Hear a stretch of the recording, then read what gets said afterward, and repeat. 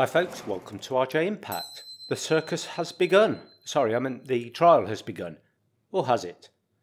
Nearly 11 months after FTX was placed into bankruptcy and Sam Bankman-Fried stood down as CEO, the trial started late. No, not that trial. I'm talking about the trial of Sam Bankman-Fried. Apparently another trial was going on in a nearby court that garnered more interest on Tuesday morning. That was Donald Trump's civil court trial, which caused problems for attendees in our case getting to the court on time. We had the voir dire process, which is where prospective jurors are questioned by the lawyers, ostensibly to see if they could be impartial and measured in their deliberations. But as we really know, the lawyers want them to be as partial and unmeasured as possible, obviously in favour of their own side in the matters at hand. Around 50 jurors were sworn in and the questioning began.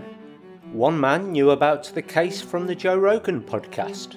A woman had lost money investing in Alameda Research and FTX. Some jurors had conflicts with scheduling, like the woman that was due to work on Miss Universe in El Salvador. And some had financial hardships, like the man who had just bought a new cello and was paying it off at $600 per month. Apparently one concerned juror asked the judge if the government would be presenting its case against SBF without evidence. "That's not how this works," Judge Kaplan responded. SBF himself had apparently had a haircut and instead of the usual t-shirts and shorts was wearing a grey suit. There isn't much reporting on SBF's countenance during the trial, but the little we hear had him apparently in front of his laptop, looking fairly relaxed, even smiling and making small jokes. Although the jury selection took most of the day, we did hear some of the evidence that the prosecution and defence are going to bring into court, and the prosecution said they're going to bring in a recording of Caroline Ellison when she tried to play down staff concerns at Alameda Research in a staff meeting on the 9th of November, and that's just as things were imploding in the FTX group.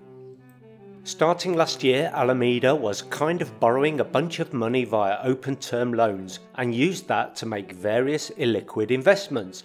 Then with crypto being down, the crash, the credit crunch this year, most of Alameda's loans got called.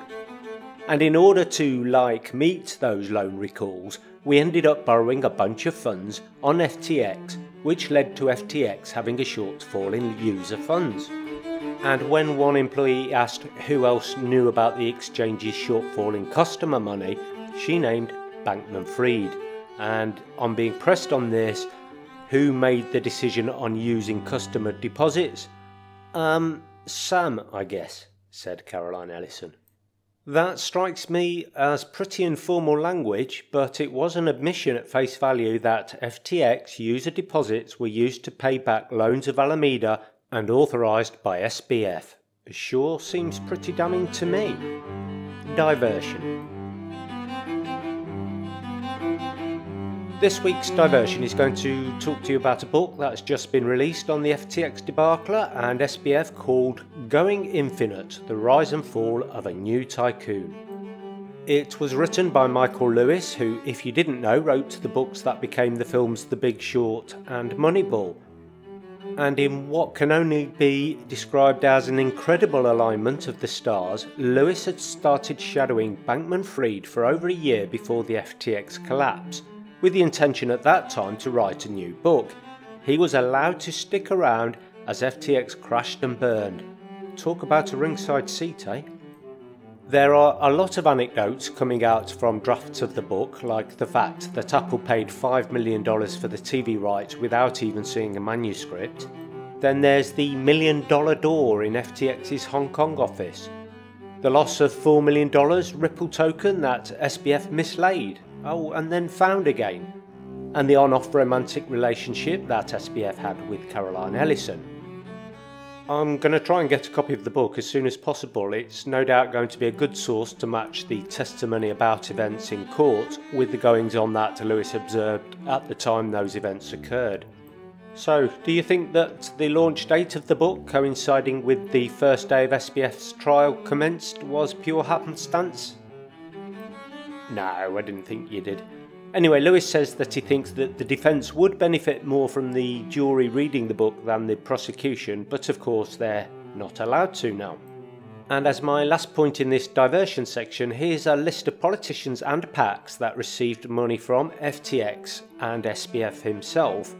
Now, I've included this as I've spoken about these donations before, but this visual was quite stark to me when I first saw it, and I'll include it here for just what it's worth, but the sheer numbers are quite amazing to me. Oh, there was a trial. We were talking about that, weren't we? Anyway, well, here are the 7 charges that SBF faces, which were confirmed, and I shamelessly borrowed from the Bloomberg this pictorial as it summarises things well. I'll do the math for you. The max here is 110 years, although with some of the charges being related, 110 years has been taken by a lot of observers as being unlikely. We shall see. As well as the prosecution, we heard a little from the defence, and it appears that they're going to invoke an advice of counsel defence. That is, essentially SBF didn't know his actions were illegal and that he was following advice from FTX's lawyers. The judge also clarified with SBF and the government's lawyers that no plea deal had been offered to SBF and that it had never even been discussed. So we'll have opening statements tomorrow. And as the hand of subscribe hits the notification bell of justice, it ponders whether SBF's advice of counsel defence will include his lawyer parents giving him advice that was illegal. Bye for now.